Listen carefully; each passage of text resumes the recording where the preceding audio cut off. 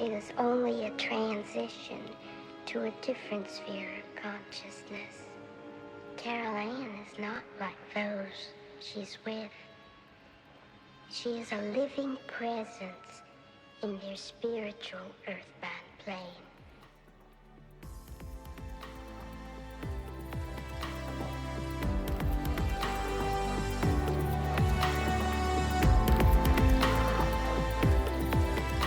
Hello and welcome to episode 63 of the Talking to the Dead podcast. So today I want to do something that I've been meaning to do for quite a few months. Originally in the summer last year, when I was feeling inspired to go out and look around at graveyards and various sites after the Nazi atrocities or even Roman ruins, a particular house came up in my research that I felt I really should visit. But I was actually quite nervous to visit it because I'm not really a great proponent of haunted houses per se. And I'm not terribly interested in any of that. I'm interested in the things that I can feel, but all the stuff about houses being haunted and all these shows about haunted houses strikes me as a bit sensationalist. As well, I think it's a little bit disrespectful because it makes out that perhaps everything connected with the dead is something to perhaps be terrified about, as if people who are dead are going to definitely haunt you or cause you problems as a living person. And of course, as you know from the podcast, nothing could be further from the truth. But there is a connection between Haus Fühlingen and everything else that I've done in the summer. And I wanted to finally, since I have some time now, to go there and see what the atmosphere is and try to understand why I have been drawn to this place.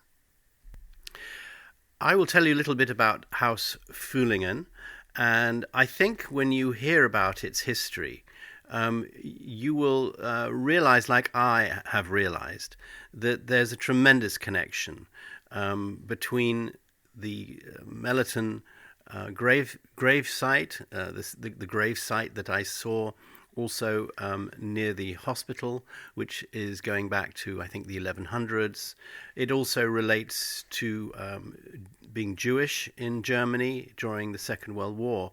So this building and the land that it sits on is absolutely brimming with history and feeling. And later on, I will play you my visit to Haus Fühlingen yesterday, and also to the land surrounding it. But first of all, I really want to tell you a little bit about its history, because it is a fascinating history. Haus Fühlingen is a villa, and it is now completely dilapidated. And it is said by people in Cologne, and I think in Germany, to be one of the most haunted sites in the country. It is supposed to be haunted by many ghosts.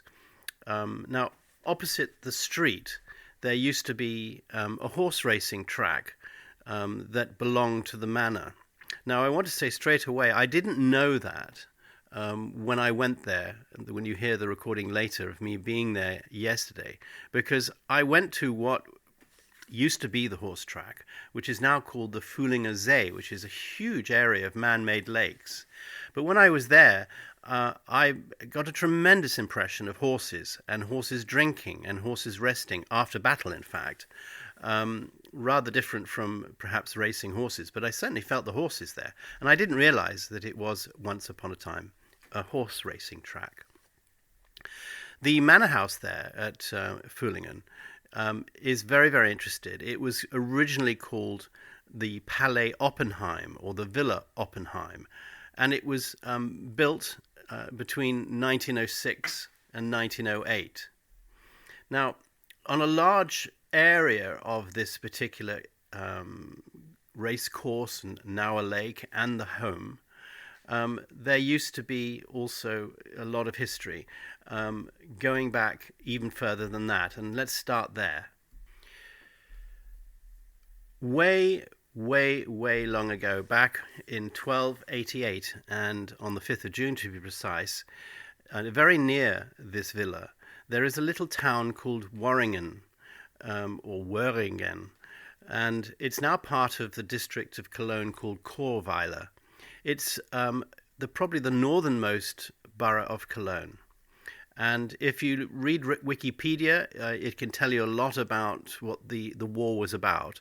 But essentially, it was one side, which was Archbishop Siegfried II of Cologne, who was kind of dominating Cologne, and the people actually didn't really like it and wanted independence from him, and Count Henry VI of Luxembourg. And on the other side was Duke John I of Brabant. Now, it all came about because of inheritance.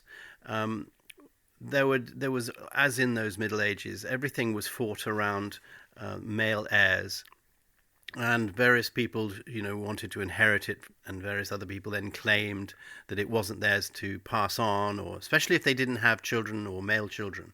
Of course, that happened an awful lot in England as well, but it definitely happened here in what would later become Germany. This culminated in a big conflict between these two sides, two powerful sides. And of course, in those days, you all, if you're powerful, you all had your own armies, and it eventually became a battle. And there was a significant army that was led by Henry of Luxembourg into Cologne, and there was a massive fight. And some people would say that it was probably one of the very worst type of medieval wars you could possibly have. If you look at some of the surviving kind of pictures that have been made of it, it looks really vicious. Horses, people dressed in their colors, swords, viciousness on a scale that we just don't seem to have any concept of. Although I must say, when I see what's going on in Ukraine with sort of hand-to-hand combat, you do get some idea of just how brutal a war that's held like that can be. In those days, and I don't wish to belittle it, but it's a thought that came to my mind yesterday, it was almost like the landed gentries on two sides fielding their team, a bit like chess or maybe even like cricket. And most of these battles seem to have taken place almost in an afternoon, like a sport. And they would line these troops up, one perhaps coming from the north, the other coming from the south. They'd line them up in a field, and they would just let them go. And I suppose to the credit of the lords and the bishops, they would be there quite often, and they would quite often be fighting with their men. And often the end of the conflict would be when one or the other of the principals would be captured or killed. In the end after the Battle of Worringen, over 1,000 people died in terrible casualties, terrible injuries.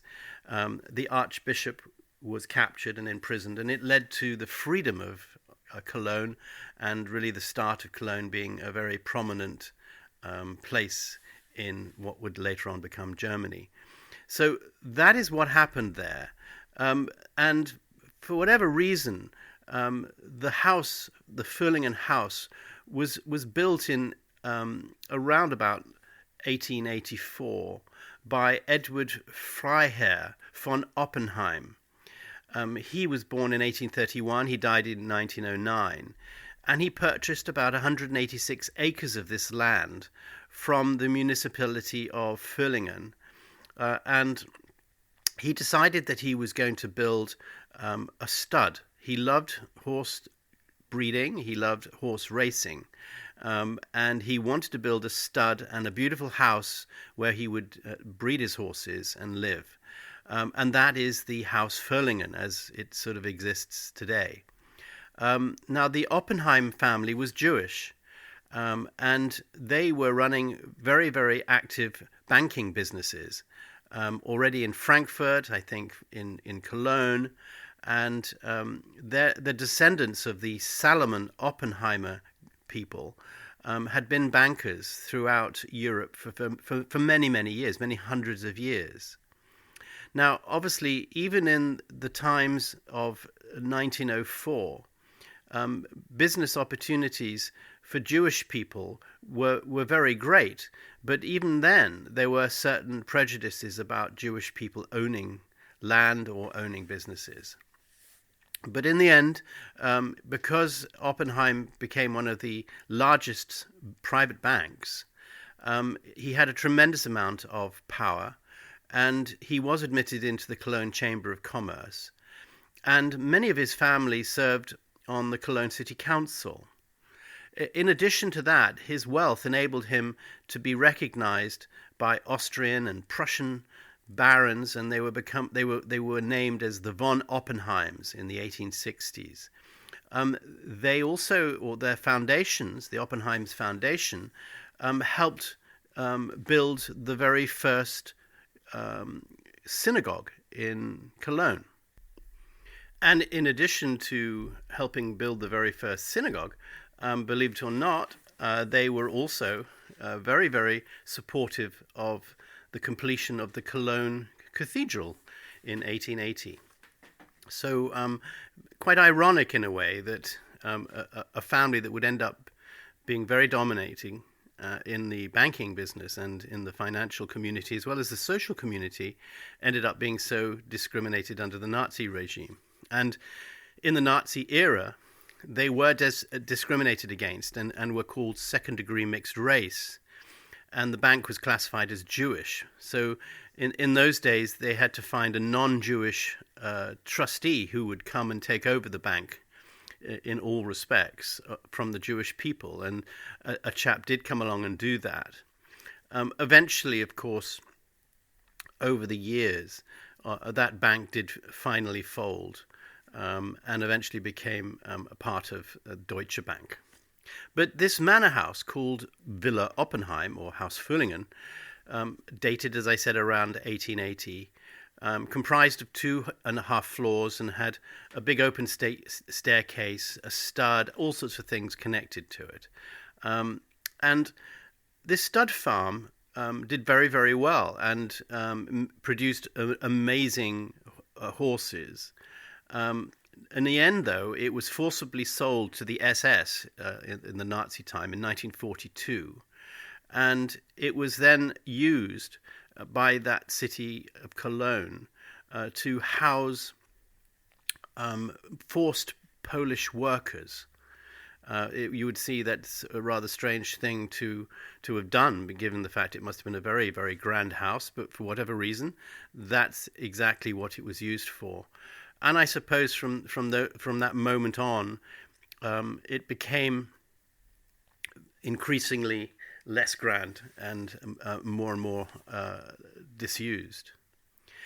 Eventually, this reputation for being a haunted house took over, and that's because some very strange things started happening. As the story goes, sometime during the Second World War, one of the people living inside the house, a poor 19-year-old Polish forced worker, allegedly fell in love with the mansion owner's daughter. And it turned out to be really rather deadly for him. And in the end, I think the owner called the SS, and they took this 19-year-old Polish man and took him to a nearby brickworks where they basically hung him. And he is reported to be the first person connected with that in a nasty way, and is reported to also be haunting the house. After the war, a man moved in there, and he used to be working as a Nazi judge. And he purchased the property under a false name to conceal his past. But it didn't take long for the people in the neighborhood to find out who he was. I think he was exposed in 1962, and he knew that a punishment was awaiting for him. So he decided to kill himself with a gun on the second floor.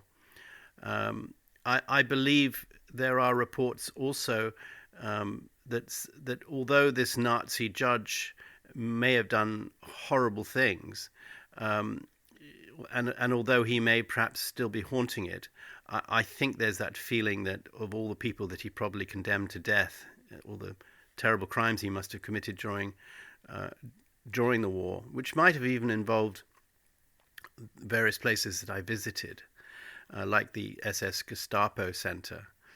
I think this is all somehow connected. And he brought a lot of bad luck to the house after his death as well, apparently. But people still carried on living there until the beginning of the 21st century.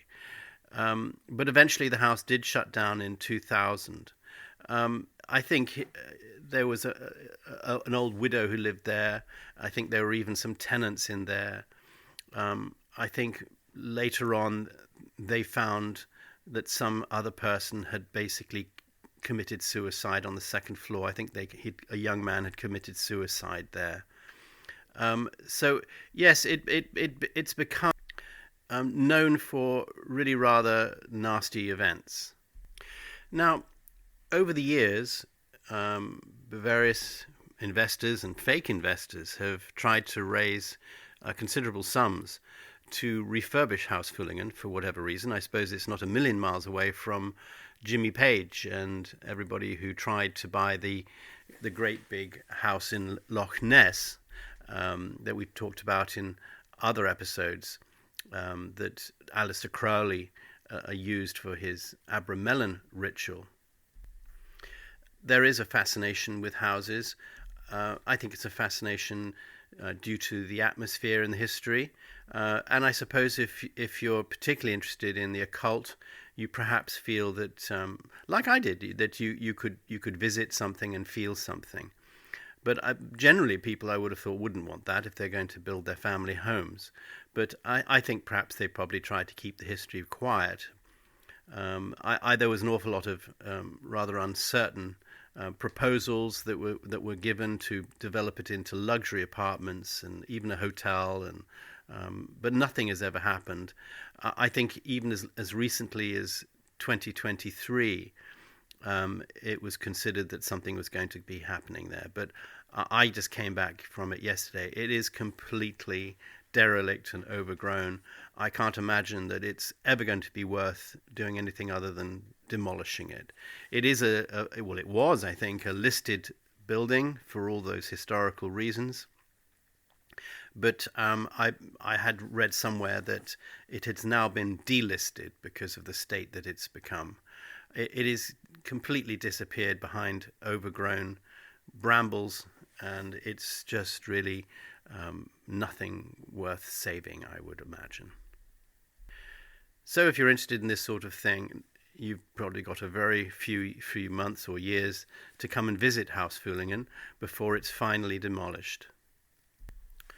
So that's the grisly and interesting history of the Villa Oppenheim, or the Haus Fühlingen.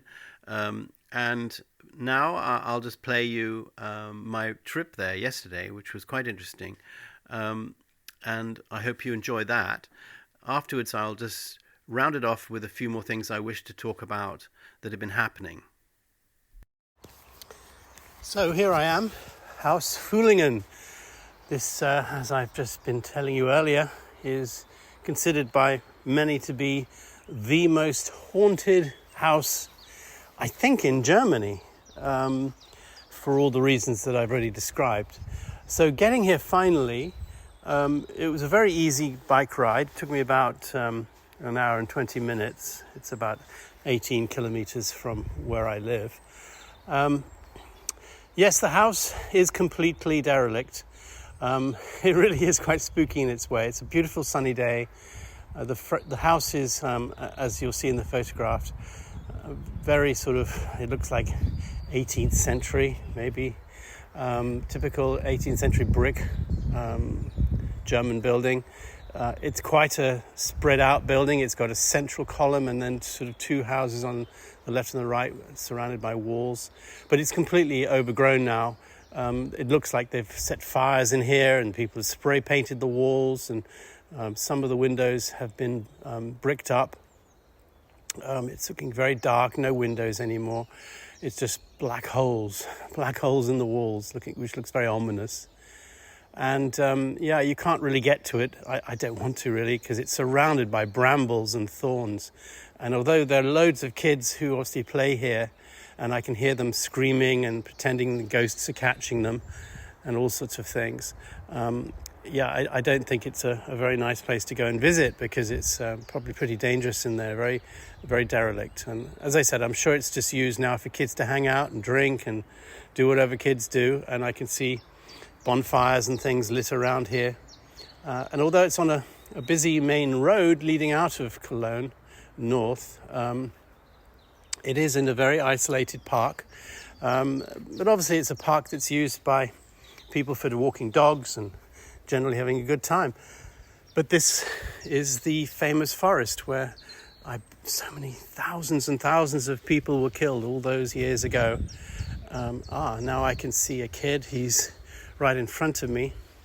He's climbing in the building. He's actually climbing on one of the windows, which is actually quite dangerous, because he's at least 20 meters above the ground from there.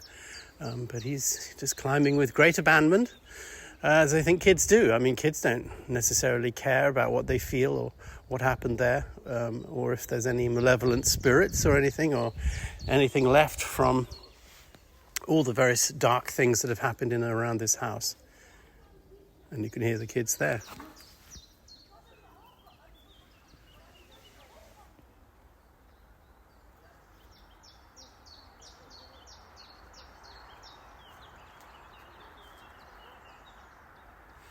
Yep, like all the adventures, Huck Finn and going back through history, the kids are all having a great time, and they don't really care.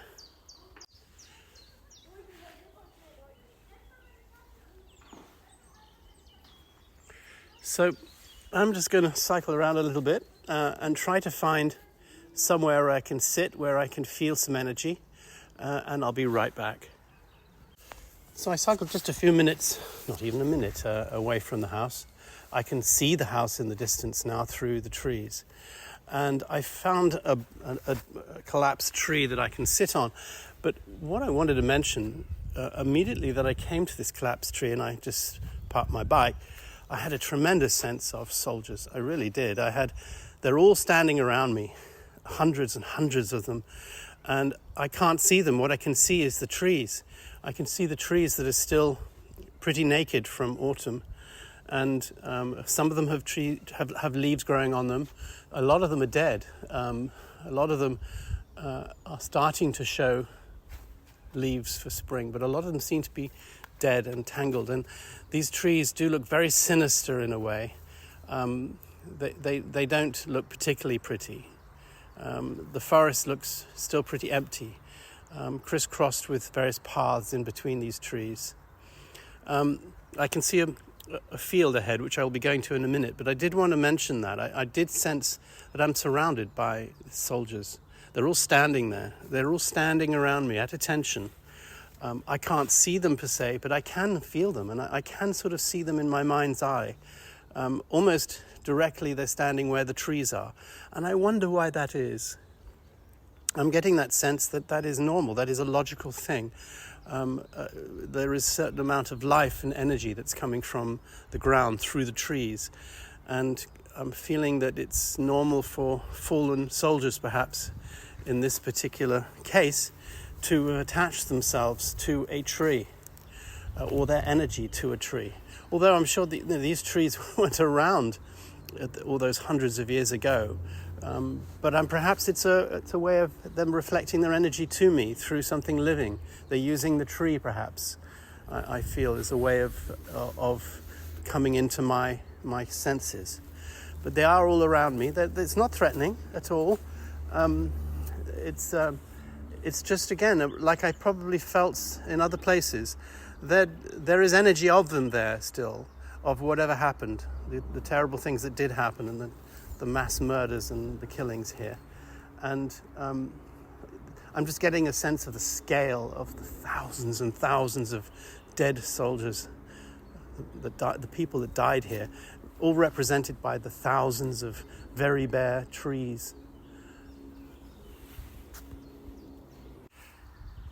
So I'm going to move away from this particular area now, and I'm going to go towards what looks to me like a really green field and see what I can feel there. So I'm now in the middle of this field in the back of the house. It's obviously been very well cared for over the years. It's almost like an orchard in a way. There seem to be apple trees everywhere. I'm sitting underneath the most beautiful apple tree. It's got the white blossoms. And there are lots of different varieties. So for whatever reason, this is turned into pretty much an apple orchard, really. I mean, they're just dotted around this field. And it's all very industrial in a way, though, because you can see in the distance there's quite a lot of industry around. I've got this huge, great big electrical pylon going with its huge amounts of high-tension wires crossing straight along through this whole park. And there's a strange feeling here as well because of lost history and how everything is erased through, the never-ending movement through time, and how history is all erased. And equally as through the high-tension cables, as I look up into this beautiful, totally cloudless sky, I can see the trails of the jets flying, I presume, north and south. It must be the main north-south route. And I can also see some going west, very, very high up. So these must be intercontinental aircraft. I can also see an aircraft now right above me coming into land. I presume coming into land into Cologne and Cologne-Bonn Airport. So yes, I just get this tremendous sense here that it's telling me that everything was a long time ago, and history just moves on. And with history comes all the change, and everybody forgets it. And this sense here of forgottenness. It's the same feeling I had when I was in those graveyards like Melton last summer. It's a feeling that although there is energy here, the energy is here for those who wish to be reminded of it. And once you feel reminded of it, you can actually feel the energy. And it's almost as if people do pop by for whatever reason, just to remind the person who's interested that there was a lot that was happening here. But unless somebody is interested, you get the feeling that nothing is ever going to be remembered. And I had a lot of thoughts when I was cycling around yesterday with my daughter, and we were in another village on the Rhine, and there is a war memorial there, and it's near a small village called Ports. And yes, I mean it's a memorial to the First and the Second World War, and what is unusual is that it's one of the very few memorials that I've actually seen here. I asked my wife why that would be, and she said, well, because the Germans lost the war, there wasn't much to memorialize. And in a way, I can understand that, but of course I'm used to growing up in the United Kingdom, where everywhere and everything seems to be memorializing war. In every small town, everywhere, there are always memorials to fallen soldiers, and every year people have memorial services, and wreaths are laid with poppies, and there's always that sense that everybody's always remembering the war, and as they call it, the sacrifice people made. And I always have a strange sense of sadness to this, because you think the sacrifice, none of them wanted to make the sacrifice. Sacrifice almost implies that they did it for you deliberately. None of them did it deliberately. No soldier wanted to die, I don't think. And it is terribly sad that in this little village there is this war memorial. You can hardly read any of the names on it anymore that were carved into the stone, and nobody who parks their bicycle on the edge of it and helps themselves to an ice cream from the local shop thinks for a second about the dead boys, basically, who died for Germany and felt and had a losing time. They lost the war, and people weren't proud in the slightest about them afterwards, and pretty much forgotten for their service. Unlike England, where people still remember them and still are very proud of them and talk about it all the time, not here. And I get a sense here, the same sense, the sense that tremendous things happened here. I've obviously talked to you about them in the beginning of this episode, so you know what happened here. But it's all forgotten. Nobody cares anymore. Nobody's a bit interested. History is just irrelevant within a few hundred years of it happening. And only if you bother to pay any attention will you learn and will you feel things. And I suppose that's as it should be. But it is a sadness, a same sort of sadness that I feel often, because so many people who are like me or like my children, maybe about my son's age, their life was here. The last that they saw of human existence in that particular life was here, and there was tremendous pain and tremendous. I'm feeling there was tremendous courage. There was tremendous comradeship here too.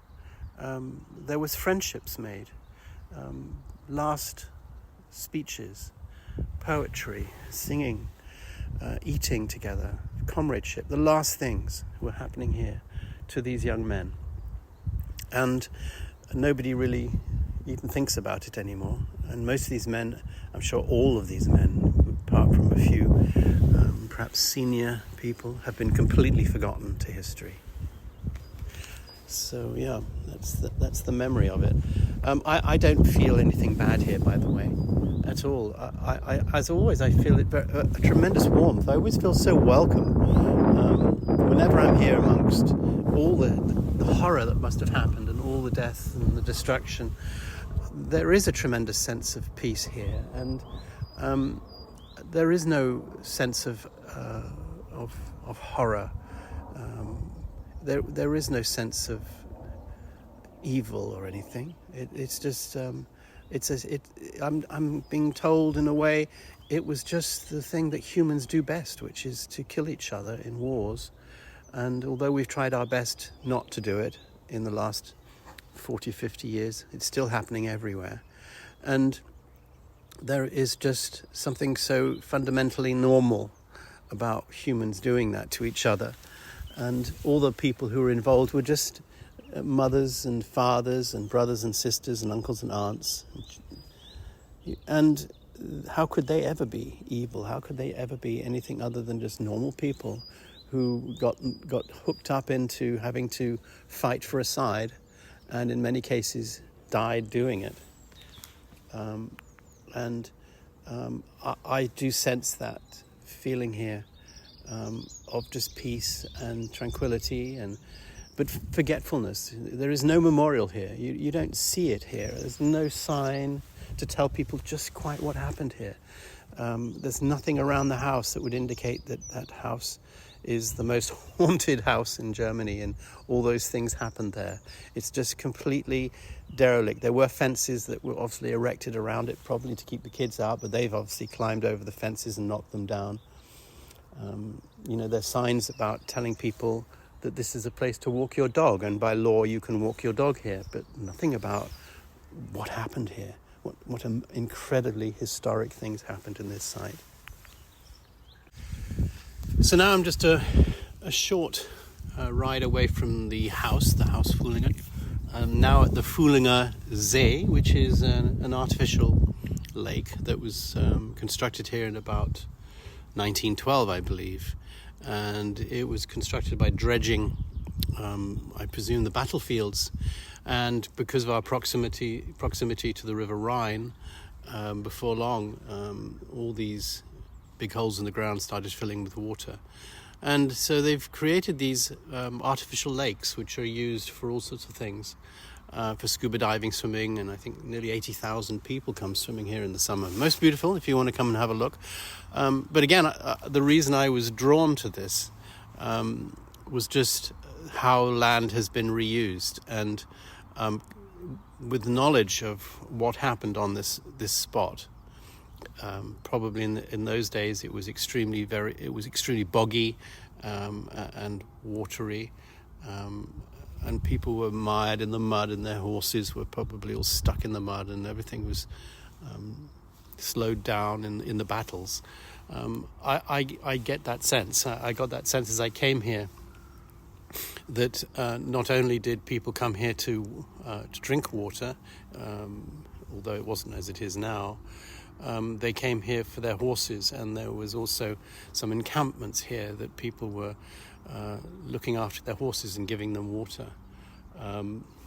Yes, I get that sense here that I'm very close to perhaps a particular encampment where the soldiers were billeted, probably before and after the battles that took place on this land. It was obviously a very strategic part of the world at the time, and right now it's just the confluence of various motorways, industrial parks, and some beautiful man-made parks that they've built here. So that's really it, and you'll next hear me, and I'll be back home and I'll round it off with some thoughts. So moving on to a completely different subject, and I hope you enjoyed that. There are 3 correspondents who have written to me over the last few months, and I must apologize to them because they've all asked me to see if I could contact recently deceased relatives. I think I've mentioned them before. I just have been in such a different mindset from that, but I feel very conscious of the fact that I must do that. So I promise I'm going to do that in the next episode. And that should be quite interesting because I haven't really been doing that since Titan left. But for now, I just wanted to quickly mention in relation to what's going on in the UAP community, because it is fascinating how more and more whistleblowers are coming forward, and the latest one, which is very interesting, which has again come through Ross Coulthardt's show, and he talks about another big impending kind of expose that's going to be happening, I think either today or maybe it's already happened, I haven't looked yet, where a group of privately funded individuals have taken it into their own hands to try to use psionics or various other psychic abilities to summon UFOs or UAPs. And apparently they've had tremendous success, and they're going to release pictures and data to show the proof of that. And it's attracted the interest of the All Resolution Committee set up by Congress to investigate these things. It's also apparently attracted a certain amount of interest from the CIA, and it's not too certain to what extent this will help maybe prepare the ground for the CIA to finally come out and start discussing a bit more openly some of the things that it knows. But allegedly this group have managed to contact or summon as many as 7 different types of UAP. And I'm not too sure which species or which interdimensional beings that they've managed to have contact with, but apparently all this is starting to emerge. Watching an interview with some of the guys who are running this particular ranch, where they're doing this research, and they're doing it very meticulously, using all the scientific resources they can and data collection protocols. They interestingly describe how they have a 500-word pledge that everyone who works at that particular ranch needs to sign up to. He wouldn't actually release it on this interview, but I think he's planning to perhaps release it at one point. But it came across to me the way it was described, that it was almost like a prayer. And he described it as being very important that the people who work there with the right intentions and have the right frame of mind. And the more he described the contact that they're having with interdimensionals or other species or whatever it is yet, I'm not too sure, the more it goes into the realm of spiritual.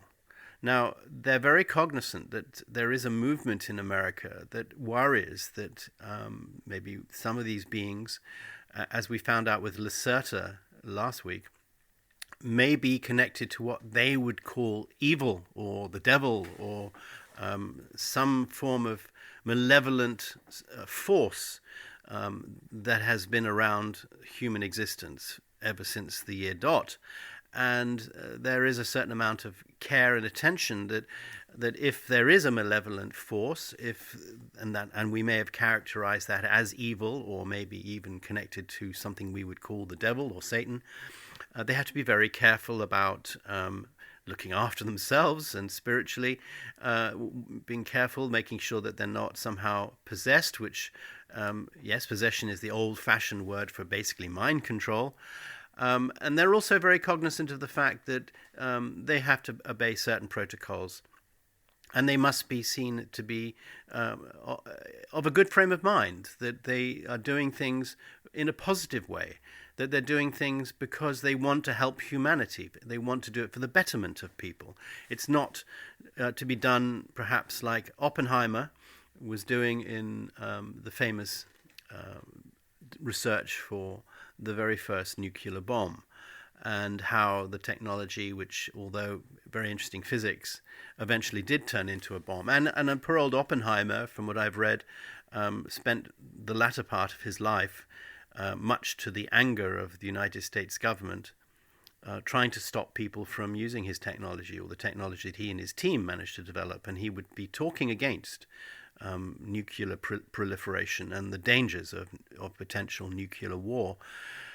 All a bit late, unfortunately. Now, obviously, these scientists are very cognizant that the stuff that they have or will have access to is going to be groundbreaking in the same way, if not more, than the atom bomb.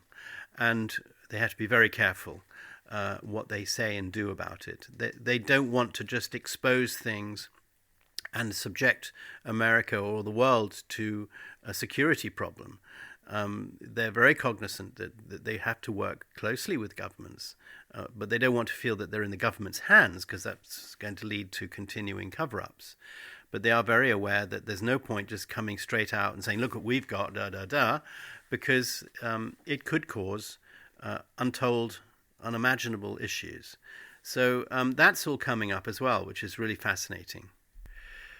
And after my episode last week about Lacerta and the fantastical stories there, that there is a race of reptilians that live underneath the earth and have lived on this planet much longer than us and consider this planet to be ours. Theirs. It was a Freudian slip.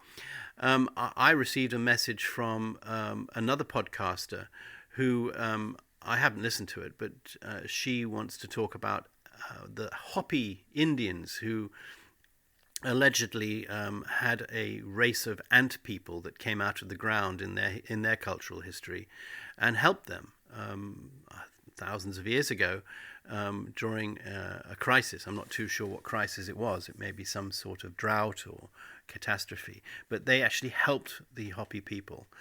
And there obviously is a lot of stuff in different cultures' history indicating how reptilian or lizards or ants or something, or a different race of being, intelligent being, made itself aware and helped humanity at various points. I found that interesting.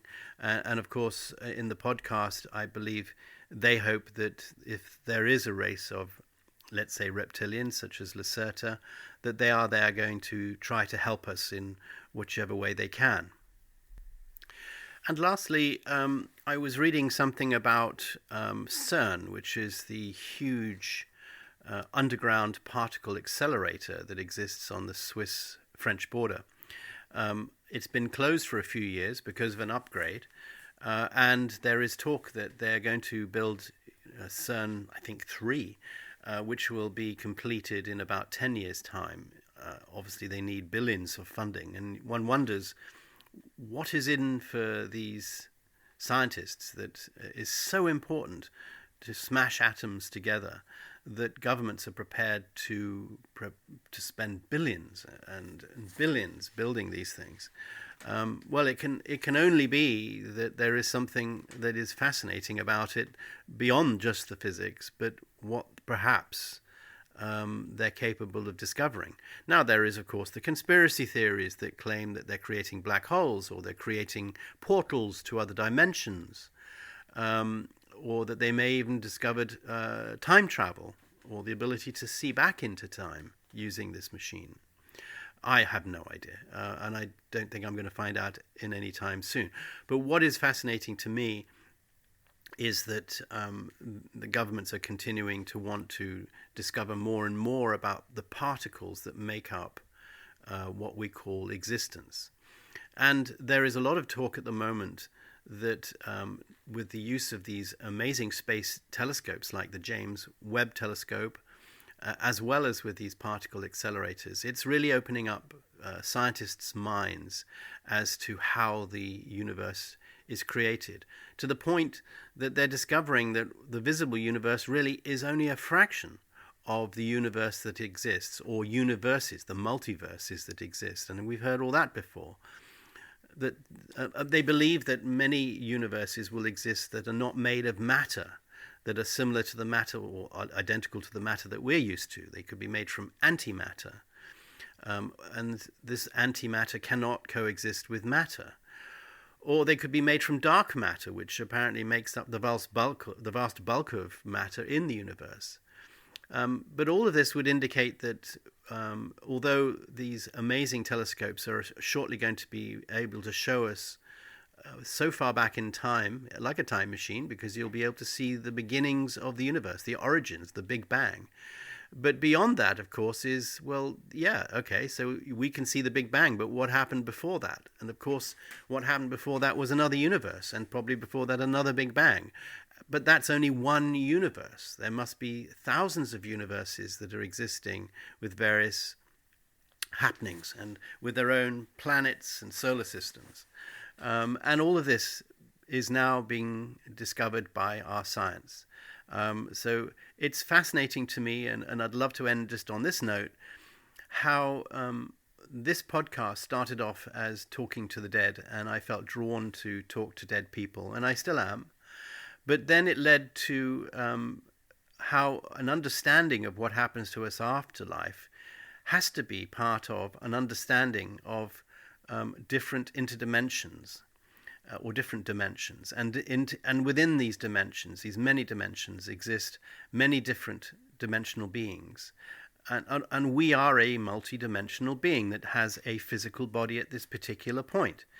And when we die, we merely move back to our dimension, where we can then decide to visit other dimensions if we want to, or visit higher dimensions. And as I found, it gets harder and harder to have any sort of contact with our dimension here, our physical dimension, the further higher up you go within these various dimensions. So there's only a certain amount that I would ever be able to see while alive, or anybody would ever be able to have information of.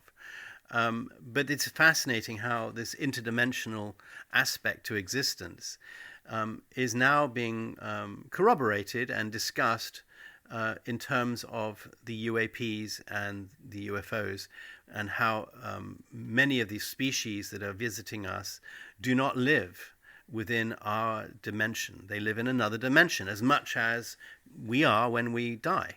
So that's fascinating how this podcast has really opened my mind and has really morphed into this understanding that it was never as simple as just life and life after death. It was always connected to something more. And all the revelations that are coming out are now being discussed as being somehow esoteric. And then leading finally to almost this revelation last week through the Lacerta files, that there are interdimensional species living within us, within the Earth, or other species that have been living here for a long time.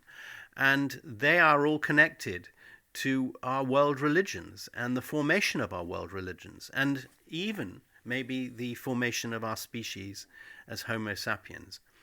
So it's quite an amazing journey so far. Thank you very much for listening. I hope you enjoyed this episode. It's one that I've been meaning to make for a while.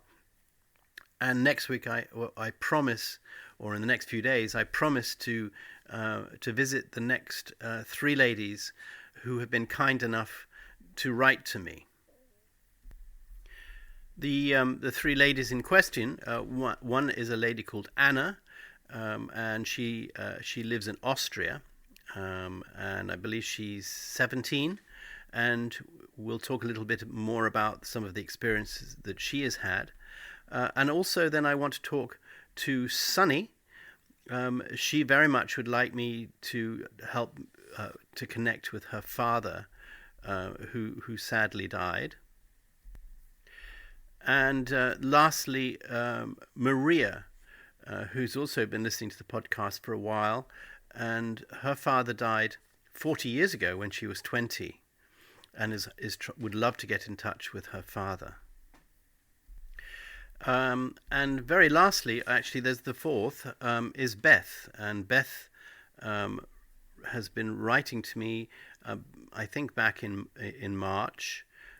She also loves the podcast, and she's been doing interviews with people. She's very interested in alternative healing, and she would be interested if I could connect to a friend who she lost to cancer. So all of those four ladies, I will see what I can do. As usual, no promises, but that'll be a different approach. So thank you very much for listening, and goodbye.